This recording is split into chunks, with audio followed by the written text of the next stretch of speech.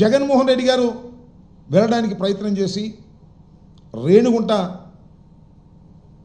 ఎయిర్పోర్ట్లో దిగి వెళుతూ ఉంటే జగన్మోహన్ రెడ్డి గారు కాన్వాయ్ వెళ్ళకోకుండా ట్రాఫిక్ క్లియర్ చేయకోకుండా ఆపారు.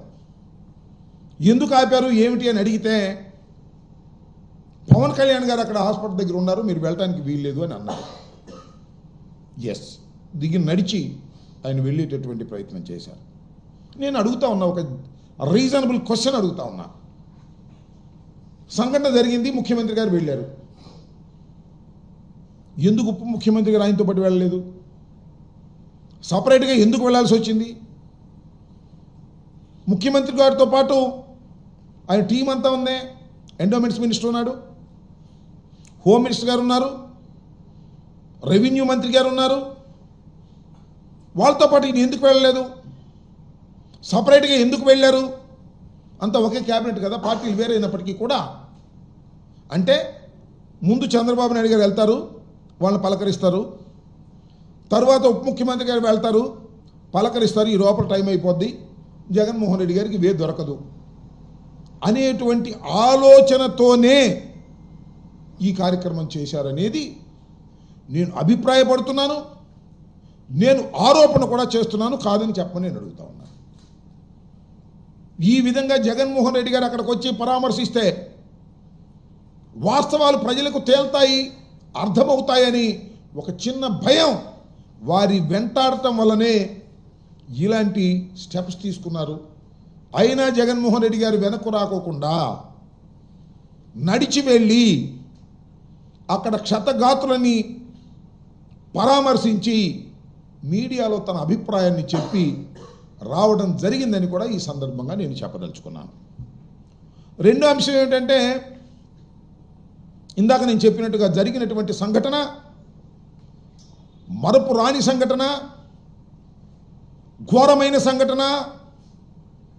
తిరుమల తిరుపతి దేవస్థానపు చరిత్రలో ఊహకందినంత దూరం వరకు కూడా ఎప్పుడూ జరగనటువంటి అతి ఘోరమైనటువంటి సంఘటన, అతి ఘోరమైనటువంటి తప్పిదం.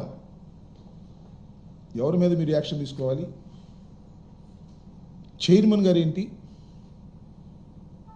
ఈఓ గారేంటి, జేఈఓ గారేంటి, పోలీస్ హెడ్ ఎస్పీ గారి పాత్ర ఏంటి? వీరి మీద మీరు ఏమైనా యాక్షన్ తీసుకున్నారా? తీసుకునే ప్రయత్నమైనా చేశారా? ఎస్పీ గారిని మాత్రం ట్రాన్స్ఫర్ చేశారు, బదిలీ. బదిలీ ఈజ్ నాట్ అన్ యాక్షన్. ఇవాళ కావచ్చు రేపు బదిలీ అవుతారు, రేపు కావచ్చు ఎల్లుండి బదిలీ అవుతారు. శాశ్వతంగా అక్కడే ఉన్నాడు కదా ఎస్పీ. ఈఓ మీద, చైర్మన్ మీద, జేఈఓ మీద మీరు యాక్షన్ తీసుకోవాలా? సరే, that is left to you, మీ ఇష్టం. దాన్ని క్రిటిసైజ్ చేస్తాం, దానిలో తప్పుల్ని మేము ప్రజల ముందు ఎండగడతాం. ఇది కుట్రపూరితంగా మీరు చేస్తున్నారు.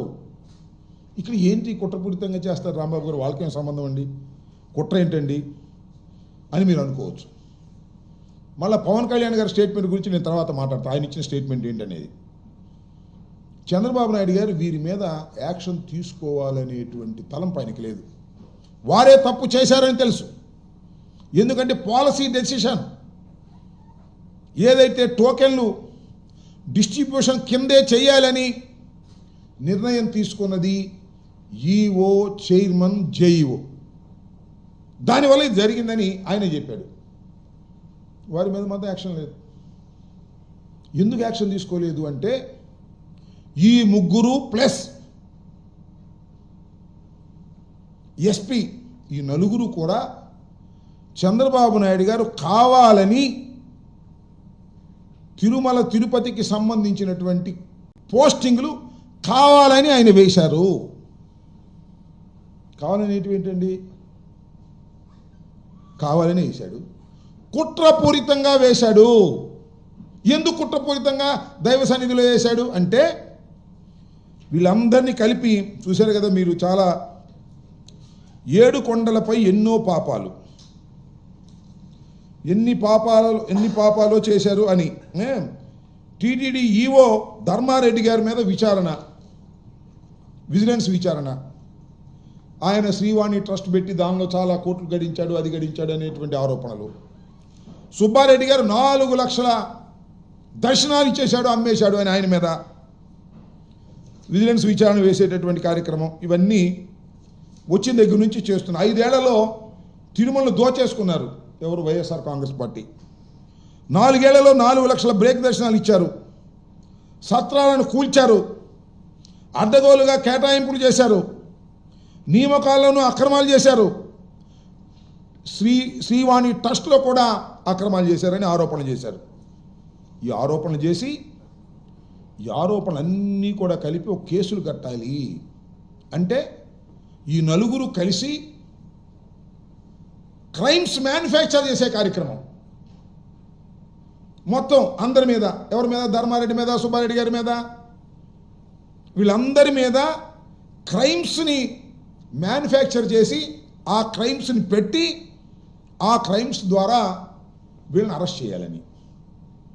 దీంతోపాటు లడ్డూ వివాదం, లడ్డూలో కొవ్వు కలిసిందని ప్రచారం, దాన్ని కూడా తిమ్మిని బమ్మిని చేసి జగన్మోహన్ రెడ్డి గారి ప్రభుత్వం మీద కేసులు పెట్టాలని. అంటే నేను ఇక్కడ చాలా స్పష్టంగా చెప్పదలుచుకున్న అంశం ఏమిటంటే ఈ నలుగురు మీద యాక్షన్ తీసుకునేటటువంటి నైతికమైన హక్కు ఆయనకి లేదు.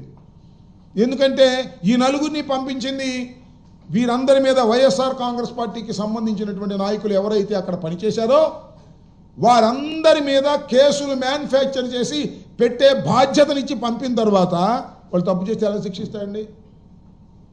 తప్పు చేశారని తెలిసినా కూడా శిక్షిస్తే అవి బయటకు వస్తాయి కదా. అందుకని ఎస్పీని సింపుల్గా పోస్ట్ చేశారు, అక్కడ నుంచి అలా తప్పించారు.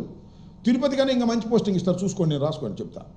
తిరుపతి కన్నా మంచి పోస్టింగ్ ఇస్తారు, ఎందుకంటే ఆయన సేవ చేశాడు కదా అక్కడ, ఎవరికి? ప్రజలకు కాదు. మా చెవిరెడ్డి భాస్కర్ రెడ్డి మీద ఫాల్స్ కేసు పెట్టారు కదా, ఫోక్సో కేసు. సరే, అఫ్ కోర్స్ తర్వాత కంప్లైంట్ వచ్చి అన్యాయం అక్రమం అన్నాడు, అది వేరే విషయం. ఆ ఎస్పీ ఎంత దారుణంగా వ్యవహరించాడని చెప్పడానికి ఇది చిన్న ఉదాహరణ. ఈ విధంగా క్రైమ్స్ మ్యానుఫ్యాక్చర్ చేసి వైఎస్ఆర్ కాంగ్రెస్ పార్టీ నాయకుల మీద పెట్టాలనేటువంటి కుట్రలో భాగంగా ఈ నలుగురు అక్కడ చేశారు కాబట్టి వారి మీద యాక్షన్ తీసుకోవట్లేదు. అది ఎంత విచిత్రమని నాకు అర్థం కాలేదు.